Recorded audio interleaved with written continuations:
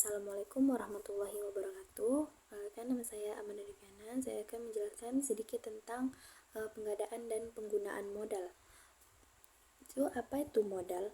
Modal itu merupakan suatu hal yang kita miliki, baik berupa uang, barang, aset lainnya yang dapat kita manfaatkan untuk menghasilkan keuntungan dalam menjalankan suatu usaha. Lalu ada manfaat modal usaha.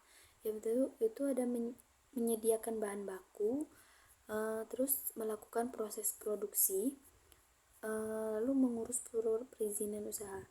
Dalam suatu usaha itu harus memiliki izin dalam usaha, sangat diperlukan, karena jika kita ingin mengadakan kerjasama dengan pihak-pihak luar dalam jumlah yang besar dalam mengurus surat izin usaha ini, perlu menyiapkan modal karena terkadang memerlukan jasa notaris. Lalu ada mengurus hak paten, yang mana aktivitas usahanya ini mungkin unik dan rawan untuk diakui sebagai hak milik perusahaan lain. Maka perlu untuk sekali mengurus hak paten agar produk tersebut terdaftar atas nama Anda. Ada membayar gaji karyawan. Ini dalam menjalankan usaha itu memerlukan bantuan orang lain, untuk memerlukan modal agar dapat memenuhi hak karyawan dengan gaji yang sesuai dengan kesepakatan antara perusahaan dan karyawan. Lalu ada juga tunjangan asuransi, uang lembur juga perlu menjadi catatan. Lalu ada simpanan. Itu perusahaan yang baik adalah perusahaan yang mempunyai simpanan tabungan sebagai dana cadangan. Simpanan itu juga bisa berfungsi sebagai modal pada keadaan tak terdesak. Lalu ada meningkatkan kepercayaan pada pihak lain, yang mana keberadaan modal dapat meningkatkan kepercayaan calon mitra kerja sama dengan Anda. Satu, mempertimbangkan kondisi finansial perusahaan yang akan bekerja sama dengannya.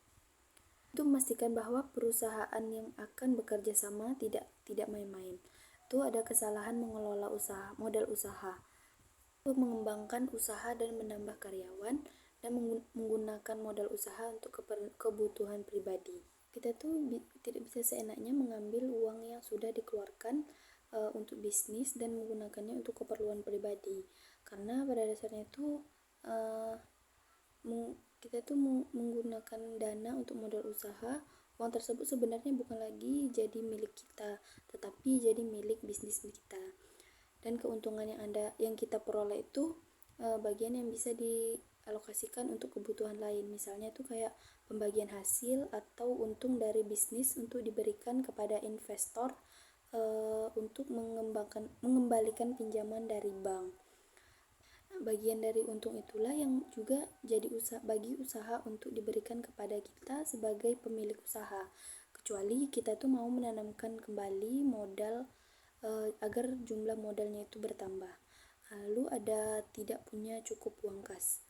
Nah, dalam memulai suatu bisnis itu kita tuh harus mampu merencanakan aliran keluar atau masuknya uang yang digunakan untuk modal.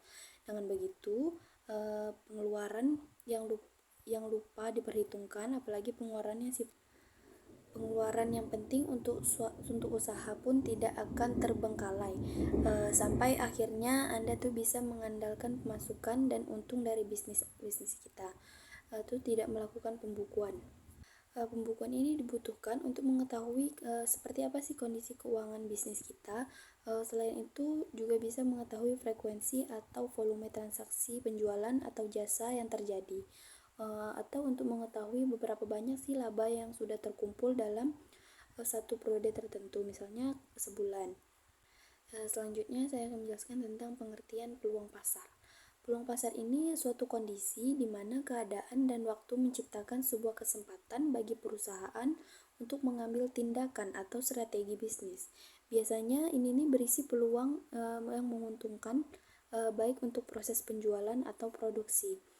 Jika suatu perusahaan itu dapat memanfaatkan peluang pasar secara optimal, maka hal tersebut tentu membawa dampak perkembangan yang signifikan. Itu fungsi adanya peluang pasar ini memungkinkan sebuah bisnis untuk menentukan langkah dan strategi yang tepat. Pada itu konsep peluang tidak hanya begitu saja, namun pada tahapan mengamati.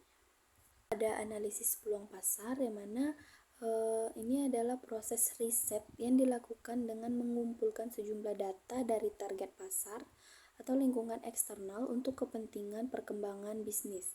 Proses analisis untuk peluang pasar yang tepat tentu akan menghasilkan hasil yang membawa keuntungan. Itu ada cara menganalisis peluang pasar. Itu ada tahap kurisal untuk menghasilkan langkah dan strategi bisnis ke depannya. Analisis pada peluang pasar dilakukan dengan prosedur matang dan terstruktur. Itu ada pemilihan target pasar secara spesifik, yang mana dia ini memilih siapa target konsumen dalam riset peluang pasar. Itu adalah menjangkau dan menemukan target konsumen yang berpeluang menjadi pelanggan tetap. Segmentasi ini juga bermanfaat untuk menentukan proses pemasaran sehingga setiap kendala yang mungkin terjadi dapat lebih mudah teratasi. Lalu ada memperhatikan kebutuhan dari target konsumen. Ini berkaitan dengan upaya penyelesaian masalah konsumen yang terkait dengan bisnis. Lalu ada lebih dekat dengan konsumen, yang mana ini data yang akan diolah untuk mengetahui preferensi target konsumen. Maka data yang diperoleh itu biasanya berupa buyer persona seperti kegemaran, jenis usia, pendidikan, status sosial, dan pendapatan. Melalui data tersebut, kita tuh bisa menentukan strategi pemasaran yang tepat, sehingga promosi yang dilakukannya itu juga dapat mencapai target sesuai rencana. Lalu ada mengamati persaingan pasar, yang mana metode itu menemukan kesepakatan bisnis, riset peluang pasar dengan metode efektif untuk mengamati tren persaingan dengan kompetitor. Itu bermanfaat untuk memastikan bahwa produk kita itu sesuai dengan kondisi pasar dan bahkan bisa lebih unggul dari yang lainnya.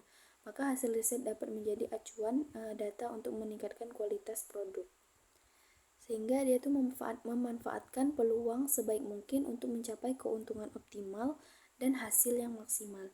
Baik, mungkin itu saja yang dapat saya sampaikan. Lebih dan kurangnya saya mohon maaf. Saya akhiri dengan wabillahi taufiq wal hidayah. Wassalamualaikum warahmatullahi wabarakatuh.